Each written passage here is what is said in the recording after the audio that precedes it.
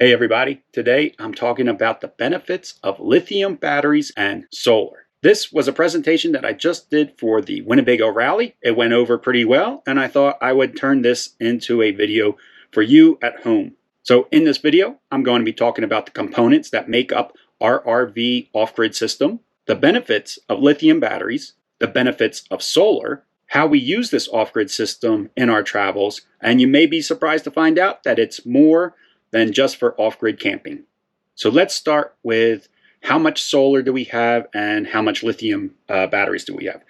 If you've been following us for a little bit, you already know this, but just as a refresher, we have 1,300 watts of solar up on our roof, and then we also carry a 100 watt portable solar panel that we can set up on the ground. We have over 1,000 amp hours of lithium batteries, and our system is split into, I would call, a hybrid system, in a sense that we have one set of batteries that just control all of our 120 volt systems, so all of our appliances, and then we have two smaller battle-born batteries that control all of our DC systems. And then, of course, we have our Victron 3000 watt inverter, which takes all of our 12 volt power and turns it into 120 power to run things like the microwave or air conditioner. Now, I would just like to quickly go over how the system works. So let's talk about that 1,000 amp hour battery capacity we have. That's our max capacity. The amount of solar that we have up on the roof is how we recharge that max capacity. That's how we get our batteries back to full capacity. There's other ways too, but we're mainly talking about being off grid, so we're just going to stick with that for now. The more solar you have, the faster you can get that max capacity back. So more solar, all that does for us is get us more power back into those batteries quicker. And then, like I mentioned earlier, our 3,000 watt inverter is taking that 12 volt power and converting it over to 120 volt power. Things like fans, lights, or a water pump, that's all being ran just from a straight 12 volt power source. And that's that smaller battery bank that we have under our steps. That's running all that. And now also runs our 12 volt refrigerator. There's no inverting or converting that needs to be done. So let's jump right into some of the benefits of the lithium batteries. One, lithium batteries are typically much lighter than a lead acid battery. And what that allows you to do is have a larger amount of storage capacity without digging into your overall cargo capacity. You're now able to essentially double your amp hours or double your battery capacity without actually doubling the amount of weight that it would have normally have taken with a lead acid battery. Sometimes lead acid batteries can be almost 3 times the weight of a lithium battery. So you're getting the benefits of a large storage bank without having to increase your weight in the RV. Also, good lithium batteries are going to come with a battery management system. What this means for you is headache-free operation. You don't have to worry about when the batteries are charging or discharging. The battery management system is controlling that battery charge. It's not going to let you damage those batteries. You can just use them freely, and you don't have to think about these batteries at all. You don't have to worry about if it's too hot out, too cold out. The battery management system is taking care of all that for you. You're just using your batteries. The other major advantage to lithium batteries, especially when you're talking about batteries the size of what we have in here and the appliances that we're running, is how fast you can recharge a lithium battery. Lithium batteries can sometimes charge up to 5 times faster than a lead acid battery. So if we're using high energy appliances like our air conditioner or microwave that are pulling a lot of power out of our battery bank, we can get that power back in just as fast using combinations of solar, shore power, or generators. So the ability to put power back into those lithium batteries and put that power back fast is a major advantage of lithium batteries.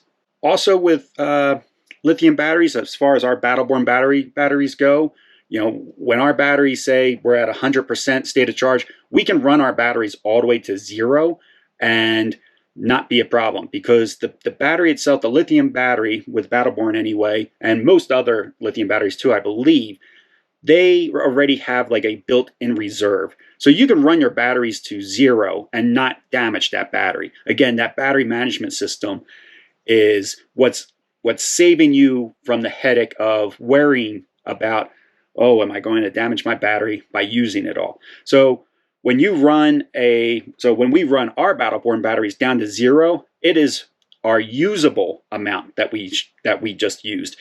The battle-born battery itself still has a reserve in there, and I don't think battle-born batteries tells us what the reserve is, but I believe it is around 10%, but that number could be off a little bit. Just know that when you're running your battery to 0 on like a battle-born battery, you didn't actually use every bit of energy that's left in that battery. You just used what is the usable amount.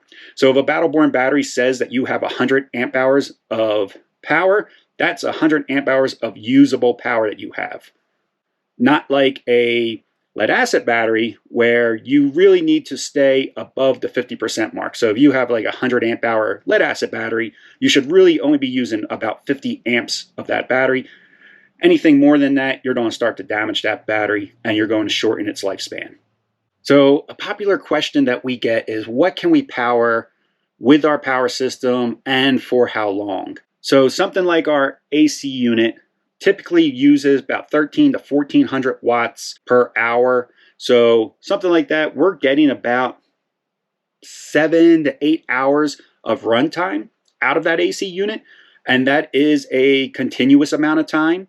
So if it's a little cooler out and it's cycling on and off, we're going to get a little bit more out of it. A 900 watt blender is what we use. It's a little Ninja. It's great. I use it for making shakes and stuff like that. Not that I would ever run it for this long, but I can run that 900 watt blender for about 13 hours. Our microwave is very power hungry. It's a residential size microwave. It uses a little over 1500 watts of power, but again, about 7 hours if you wanted to, but you would never microwave anything that long, just like you wouldn't blend anything for that long. But what does all this mean for like real world uses? It's not uncommon for me to go 14 days unplugged and not have a need to run the generator. That's pretty typical. In fair weather, 70, 75 degrees, I can run the AC. I can do everything I need to do for about 14 days. And I'm going to say at 14 days, the only reason why I'm picking 14 days, it would really go much longer than that, is because I'm running out of water. I can't go more than 14 days without dumping my tanks.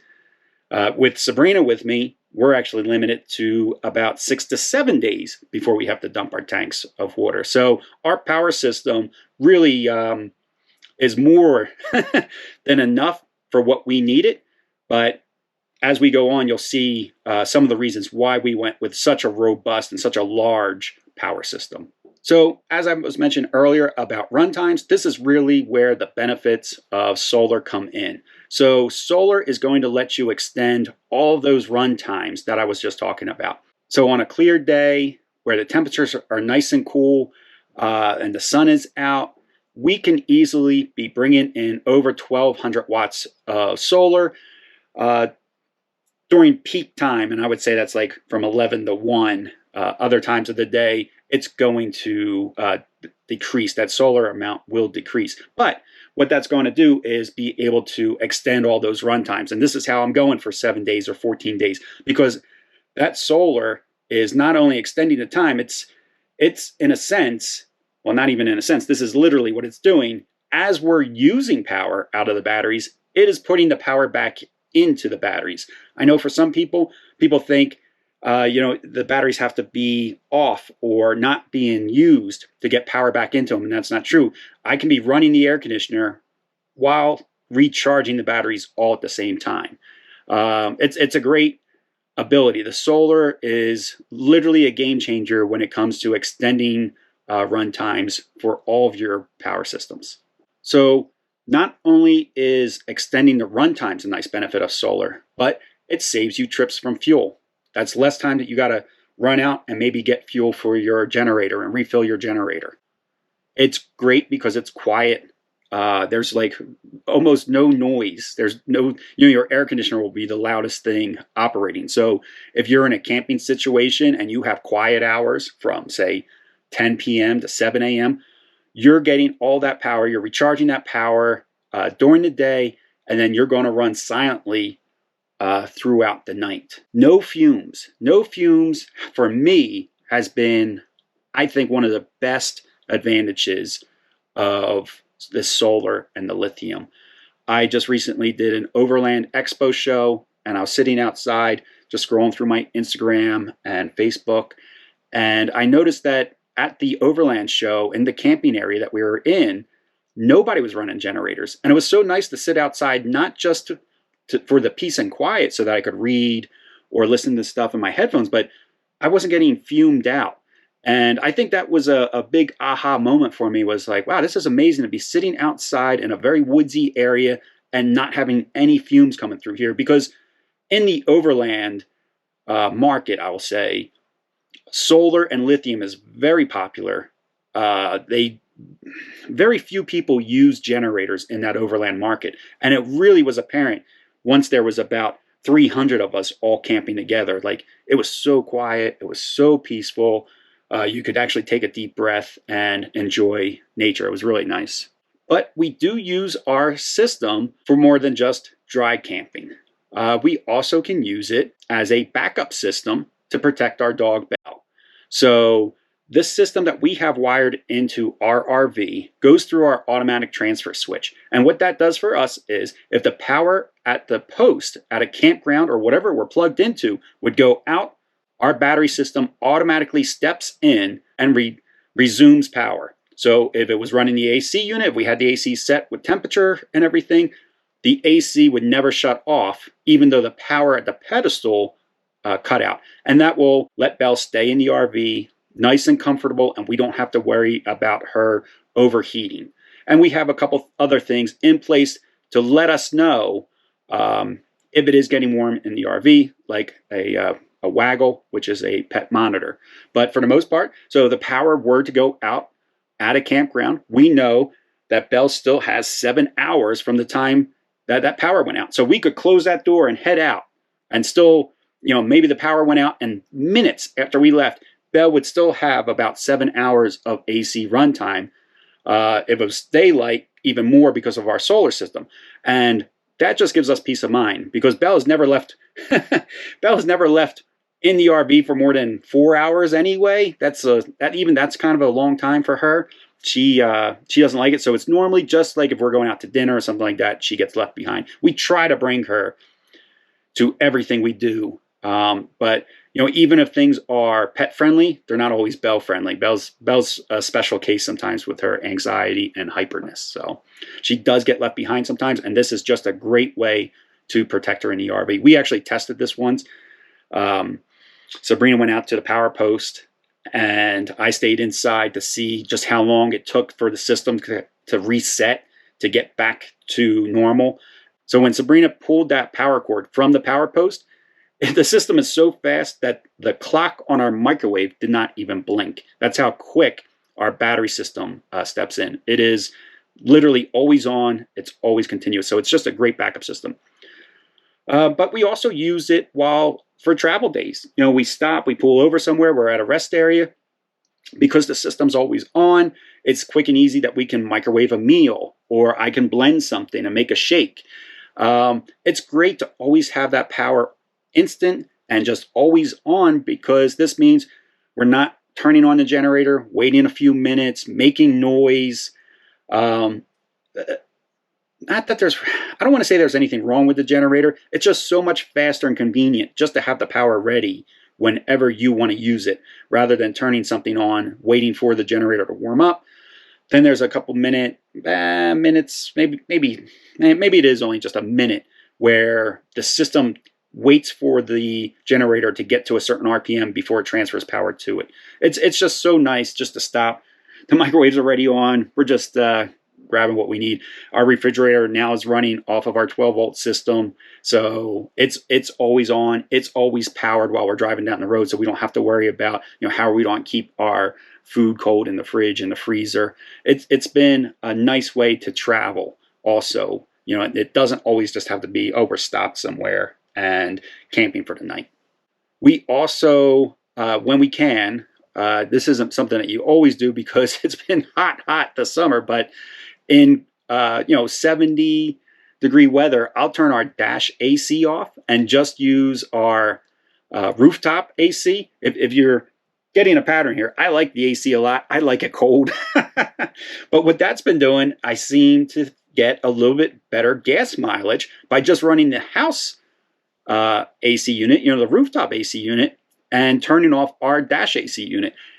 How much we're actually saving, I don't know, but I've noticed that we're getting a little bit more, just a little bit extended, I guess you could say, range out of our fuel tank by running the rooftop AC unit rather than the dash AC. We've also used this to supplement power while staying at a campground. I know this is something I don't hear too many people talk about, is using their battery and solar system while plugged in. But you can. And even better than that, you can set your system up, or at least the way that our RV is set up, we can set our system up. We can trick the system and say, we might be plugged into a 30 amp service, but we can say, we're only plugged into 10 amps. So if we're staying at a campground for a long period of time, and it doesn't happen often, but when we do, and say we're there for a month and they want to charge utilities, we can say, well, okay, we'll plug in and we'll set our system to say that we're running off of a 10 amp system. That means 20 amps of power is coming from our battery system and only 10 is coming from the actual utility. So at the end of the month, when it's time to pay our utility or our electric bill, it is greatly reduced. It's a third of what it would have normally cost. The other thing I wanted to quickly talk about, and I have a full video on this, is the pros and cons of a rooftop solar system compared to a portable system. We personally use both, and I think there's a place for both, but they do have their pros and cons. And the first one's obviously going to be storage. With rooftop solar, you're not storing anything. You don't have to find room for anything. They're just up on your roof. They're out of the way. You don't have to pack them up or try to find out what to do with them. With a portable system, you do need a place to store them when you're not using them. The good news is, though, that solar panels, the portable ones especially, are getting smaller, lighter, and thinner and take up less space than they used to, by a drastic amount, actually. This little 100-watt solar panel that we have takes up almost no room. It packs up tiny. The other pro-con is, when can you use these panels?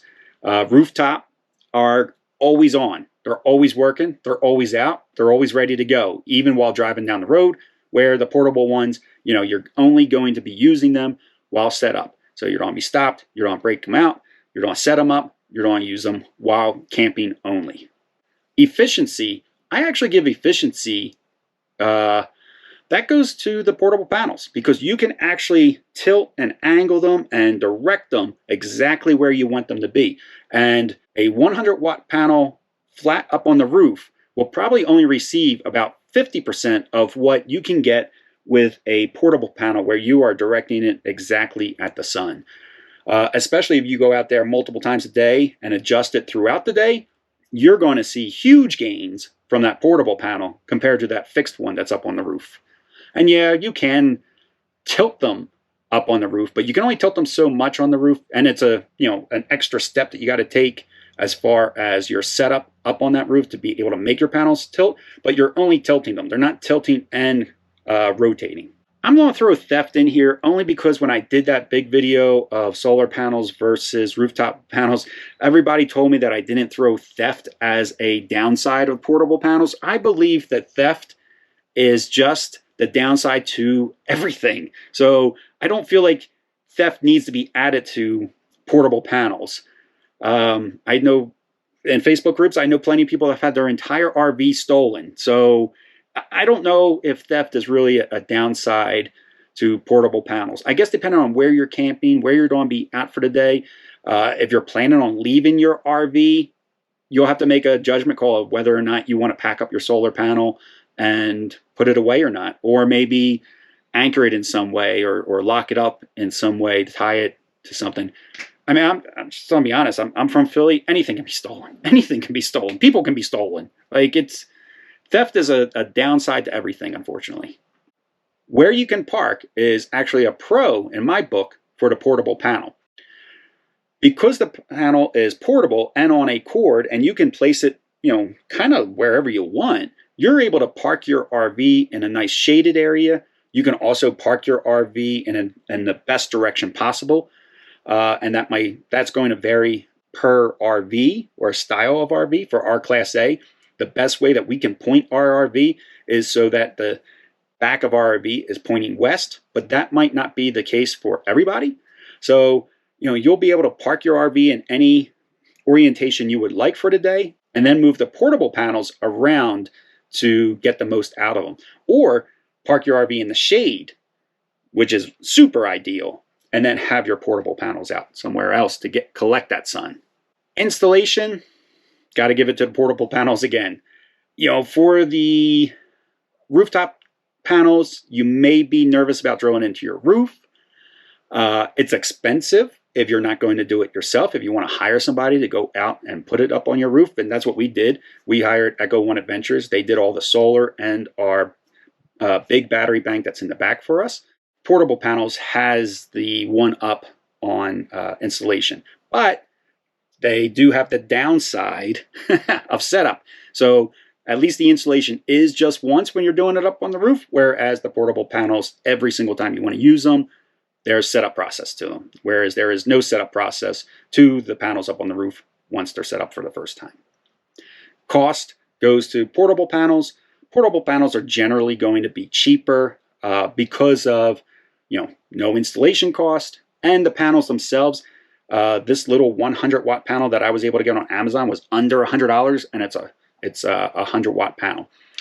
It's not the greatest solar panel as far as the way it is wired up. When it opens up, it's in 3 parts. If you block one of those panels, you kind of shut down all of that whole panel. You might as well just be throwing a towel over the whole thing if you just block one of those out of the 3 panels. Whereas the panels that are up on our rooftop are more expensive. They're rich solar panels, and you can block sections of those panels and only hurt that panel by a small amount.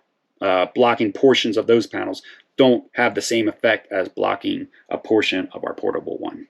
So just as a quick recap, the reasons why we like solar and batteries: it's a safety thing. It's a safety thing for us and for our pet. It's convenient. The convenience of just stopping anywhere, the system being always on, ready to go, is perfect for us. It's comfort for us. Like I mentioned before, I like running the AC a lot. So it makes off-grid camping for us very comfortable. I work a lot of shows for Winnebago. So I'm typically unplugged for these shows for 4 to 5 days while I'm out all over the country. It could be anywhere. It could be hot. It could be cold, whatever. I'm very comfortable no matter what the situation is. And it's expandable. So in the future, if Sabrina and I ever wanted to increase even this system, most likely we will be able to. So that's the video. I hope you guys enjoyed it. If you have any questions, leave them down in the comment section. If you have just anything to add, maybe I missed something, or you wish I would have expanded on a little bit more, let me know. I could always do a follow-up video.